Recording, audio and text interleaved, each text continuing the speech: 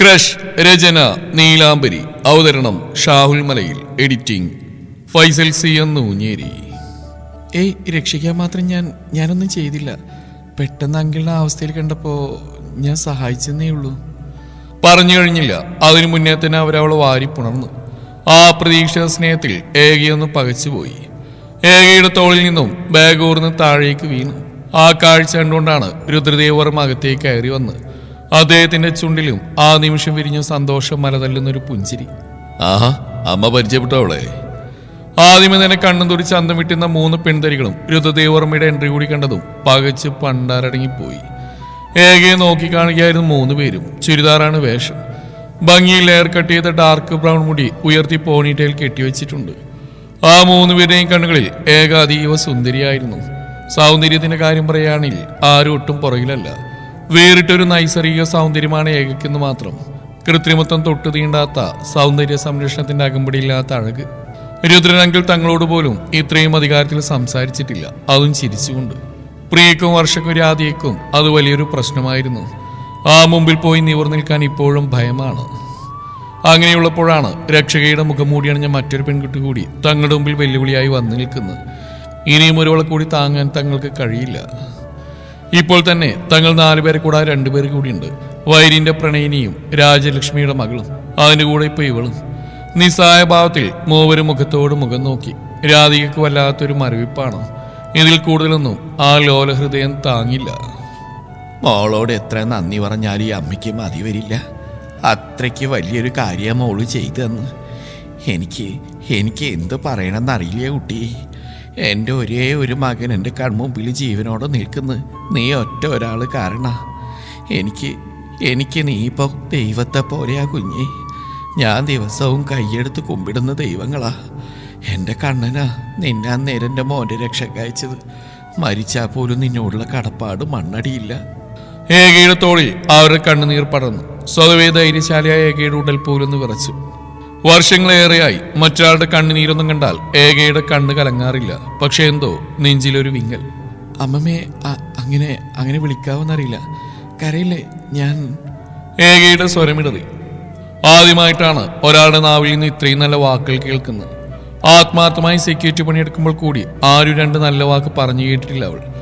ആ മുഖം കയ്യിലെടുത്ത് നനുത്ത വിരലുകളാൽ കണ്ണുനീരൊപ്പി ഏക. അന്നേരം അവളുടെ മനസ്സിലേക്ക് ഓടി വന്നത് വൈരിൻ പറഞ്ഞ വാക്കുകളാണ്. നിന്റെ ജീവൻ പോയാൽ ഞാൻ എന്ത് ചെയ്യാനാണ് ഏക? എത്രയും പെട്ടെന്ന് നിന്റെ ബോഡി നാട്ടിലെത്തിക്കാനുള്ള എല്ലാ സഹായവും എന്റെ ഭാഗത്തുനിന്നുണ്ടായനെ. പിന്നെ നീ കുറച്ച് ഫേമസ് ആയനെ. നിന്റെ ശവടക്കിന് സൂപ്പർ സ്റ്റാർ വൈരിൻ രുദ്രദേവർമ്മ നേരിട്ട് വരുമ്പോ നിന്റെ മരണം മാധ്യമ ശ്രദ്ധ നേടിയനെ. അവന്റെ ചിരിയൊലികൾ അവളുടെ കാതിലൂടെ മുഴങ്ങിയതും അതൊരു മറ്റൊരു അനുഭവമായി അവൾക്ക് തോന്നി.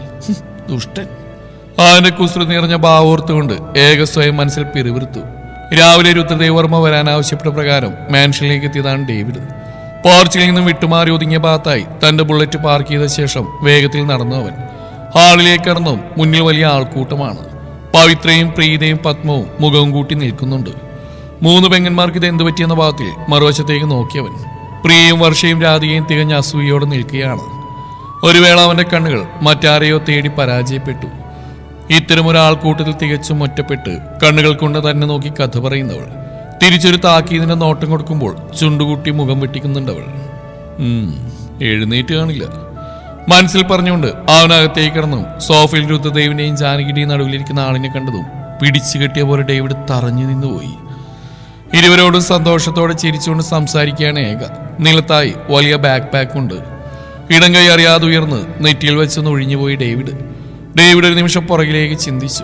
അവന്റെ ബുദ്ധി കാര്യങ്ങളുടെ കിടപ്പുവശം അവനെ ബോധ്യപ്പെടുത്തി കൊടുത്തു. വേഗത്തിൽ മിടിക്കുന്ന ഹൃദയത്തിനൊപ്പം തന്റെ ടെൻഷനും ഏറുന്ന അവൻ അറിഞ്ഞു.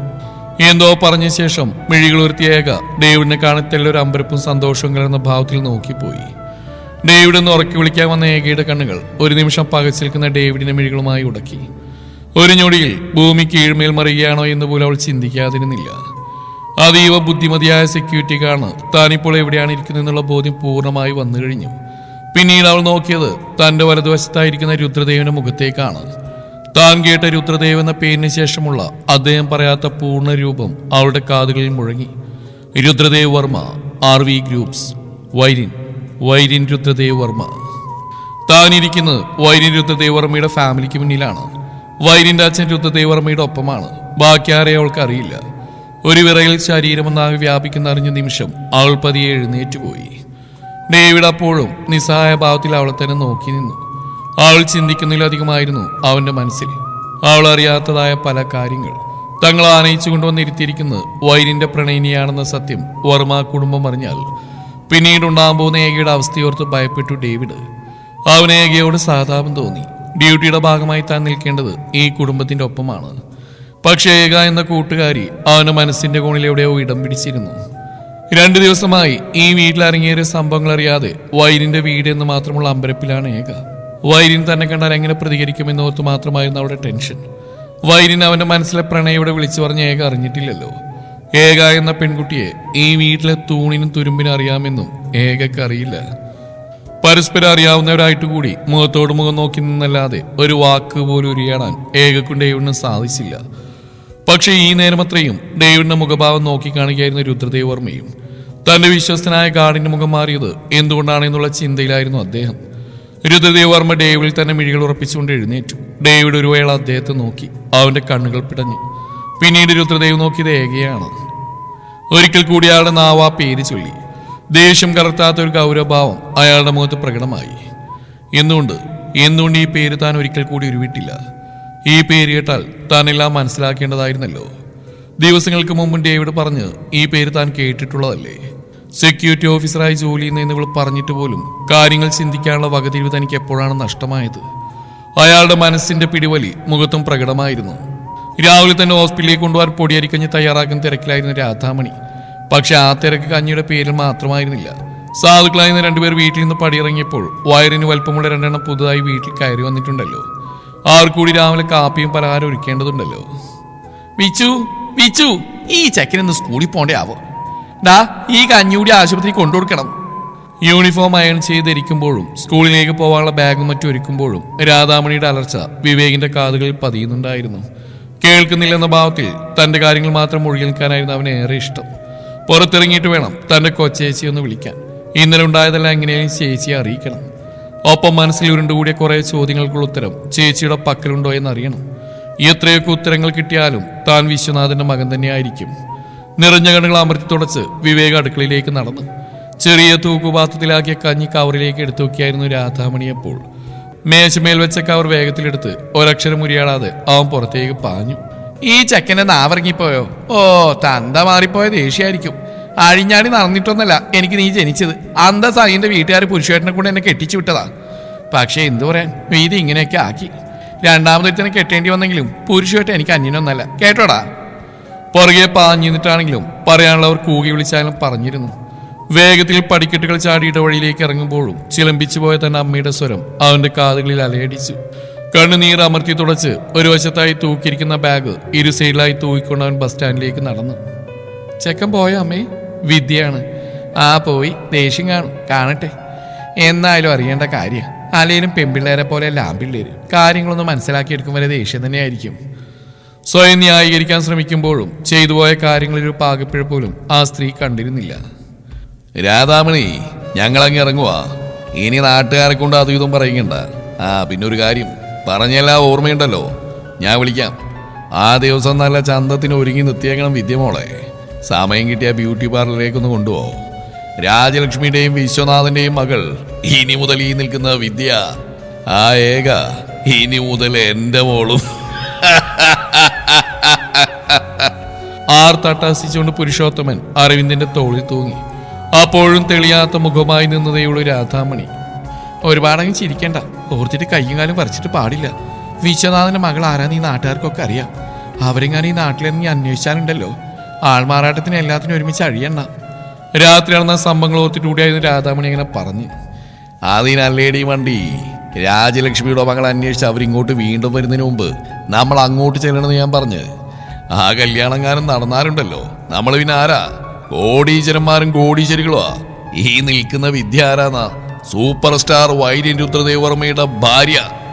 അച്ഛന്റെ വായിൽ തന്നെ നോക്കുന്ന വിദ്യയുടെ മുഖം ചുമന്നു കൊടുത്തു. നാളത്താൽ പൂത്തിളർത്തി നിൽക്കുന്ന തന്റെ ചേച്ചിയെ ഐഷു തികഞ്ഞ അസൂയയോടെയാണ് നോക്കിയത്. വിദ്യക്ക് മുന്നേ താൻ ജനിക്കേണ്ടതായിരുന്നു എന്നൊരു തോന്നൽ അവളിൽ ഉണ്ടായി.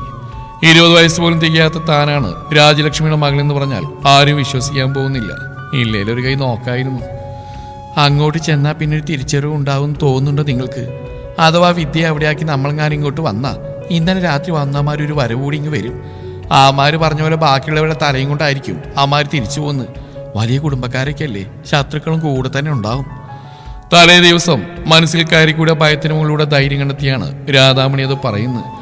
പക്ഷേ ആ സംഭവത്തിന്റെ ഭീകരത അവരുടെ കണ്ണുകളിൽ നിന്ന് അപ്പോഴും മാഞ്ഞിരുന്നില്ല.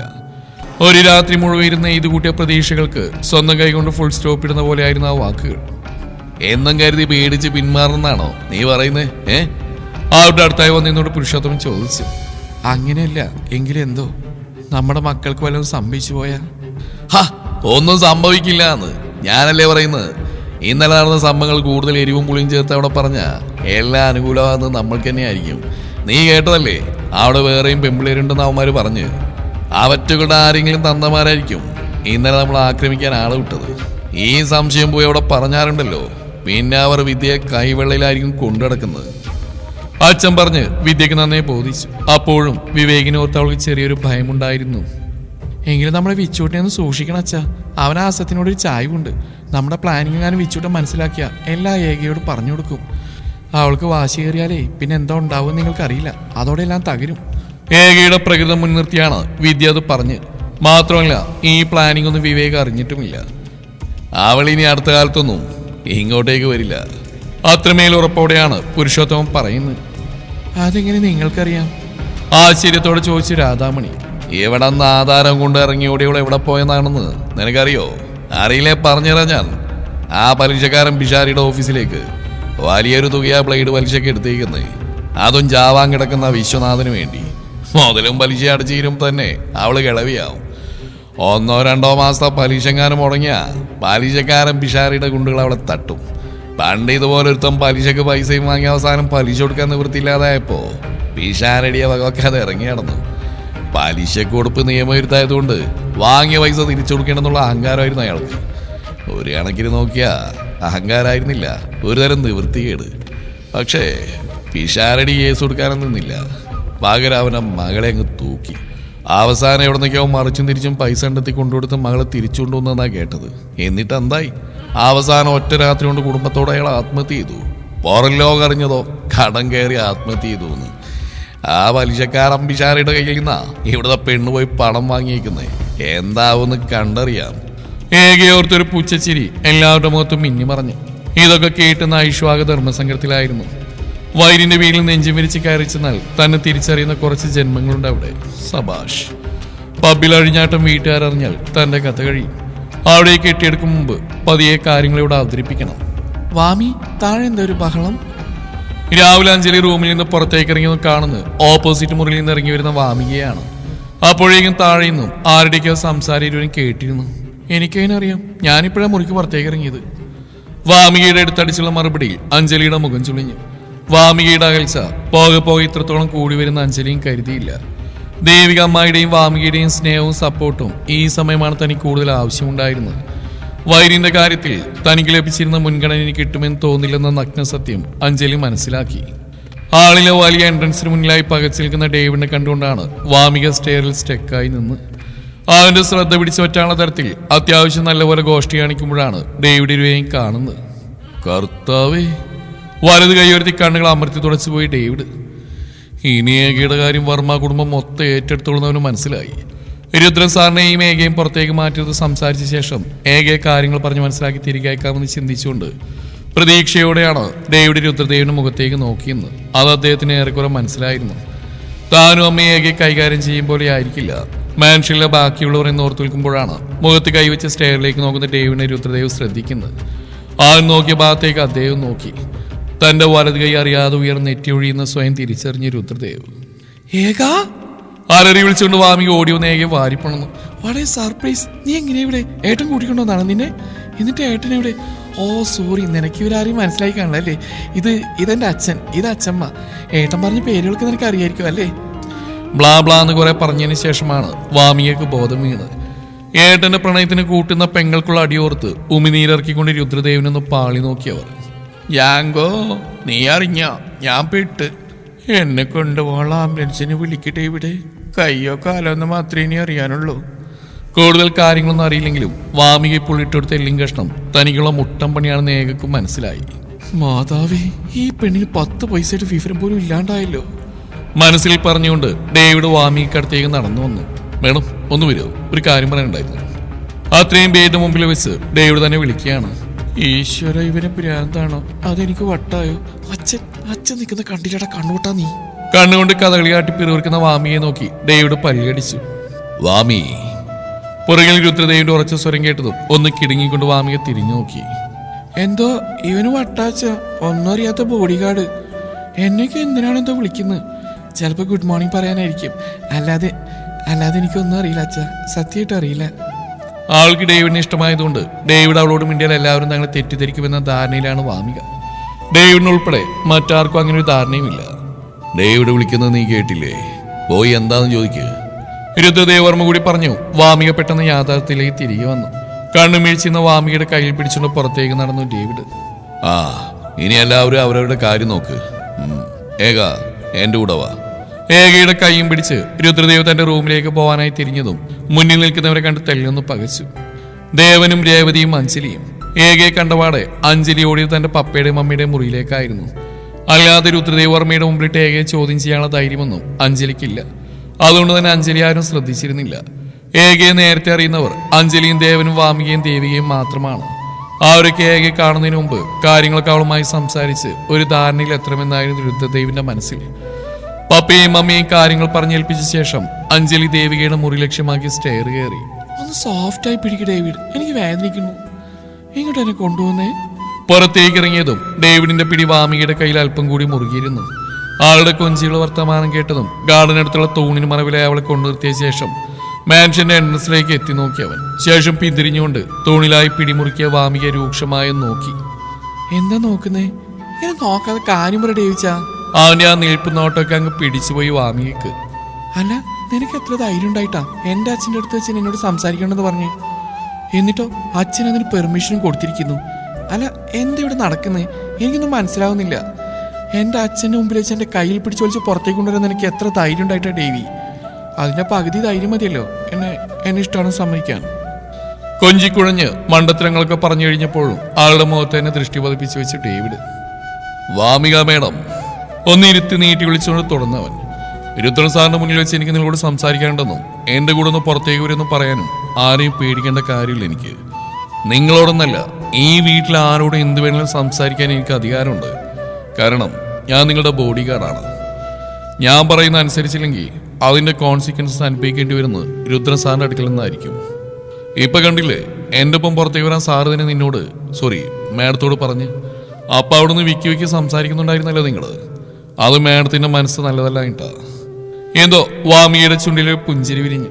ഒരു നിമിഷം അവന്റെ കണ്ണുകളും ആ ചുണ്ടുകളിൽ ഉടക്കി നിന്നു. ഓ ശരിയാ, എൻ്റെ മനസ്സിൽ ശരിയല്ല. കാരണം എൻ്റെ മനസ്സിൽ എനിക്ക് നിങ്ങളോട് പ്രേമ. നിങ്ങൾക്ക് അതുകൊണ്ടെന്ന് എനിക്ക് ഫീൽ ചെയ്തിട്ടുണ്ട്. അതുകൊണ്ട് തന്നെയാ അച്ഛൻ്റെ മുമ്പിൽ അച്ഛനോട് നീ പുറത്തോട്ട് വരാൻ പറഞ്ഞപ്പോ ഞാനൊന്ന് പതറിയത്. അതിപ്പോ എല്ലാ കാമുകിമാരും പതറും, അറിയില്ലേ? ആ, എനിക്കറിയില്ല. ആളുടെ ആ ചോദ്യത്തിന് അവൻ തീർത്തും അലസമായൊരു മറുപടി നൽകി. ആ, അത് പറ, നിനക്കറിയില്ല. അറിയണമെങ്കിലേ ഒന്ന് പ്രേമിച്ചു നോക്കണം മിസ്റ്റർ മൊരടൻ. ആരടി നിന്റെ മൊരടൻ? അടുത്ത നിമിഷം ഡേവിഡ് പിടിവിട്ടുപോയി. ആൾക്കടുത്തേക്ക് കുറെ കൂടി ആഞ്ഞു ഡേവിഡ്. അവന്റെ ഷർട്ടിനുള്ളിലൂടെ അല്പമായി കാണുന്ന കുരിശുമാലയിൽ വാമികയുടെ കണ്ണുകളുടക്കിയതും വലതുകൈയുടെ ചൂണ്ടുവിരൽ കടത്തിയത് പുറത്തേക്ക് എടുത്തിട്ട് വാമിക കണ്ണുകൾ മുറുക്കി അടച്ചൊന്ന് തുറന്നു ഡേവിഡ്. കുരിശുമാലയിലൊന്ന് മുറുകെ പിടിച്ച ശേഷം യൂണിഫോം ഷർട്ടിനുള്ളിലേക്ക് തന്നെ തിരികെ എടുത്തിട്ടു അവൻ. ലുക്ക്, ഞാനൊരു കാര്യം പറയാൻ പോവാ, ശ്രദ്ധിച്ച് കേൾക്കണം. ഡേവിഡിന്റെ സ്വരം കെടുത്തതും വാമികയും ഗൗരവഭാവത്തിൽ തന്നെ അവന്റെ മുഖത്തേക്ക് നോക്കി. ഇന്നലെ നടന്നതും തനിക്കറിയാവുന്നതുമായ എല്ലാ കാര്യങ്ങളും ഡേവിഡ് വാമികയോട് പറഞ്ഞു. എന്താ അപ്പൊ നമ്മുടെ ഏകയാണ് ഏടിന്റെ പഴയ ക്രഷ്? അല്ല, ഏകയുടെ ക്രഷാ യുവർ ബ്രദർ. ആ, രണ്ടൊന്ന് തന്നെ. അച്ഛനെന്ന് രാത്രി രക്ഷിച്ച ഏകയാണോ? അടിപൊളി. രണ്ടൊന്നാണെന്ന് ഡേവിച്ചനെങ്ങനെ മനസ്സിലായി? അവന്റെ ഷർട്ടിന്റെ കോളറിന്ന് ശരിയാക്കി വെച്ചുകൊണ്ട് നിസ്സാരമട്ടിലാണ് അവിടെ പറച്ചിൽ. ഓഹ്, ഇവളെ ഇന്ന് ഞാൻ. മേഡം പ്ലീസ്, ഇത്രയും സീരിയസ് ആയിട്ട് കാര്യം സംസാരിക്കും പോലും അതിൽ പ്രേമം കുത്തിയിറക്കാതെ എന്നെ ഡേവിഡൊന്ന് വിളിച്ചാൽ മതി.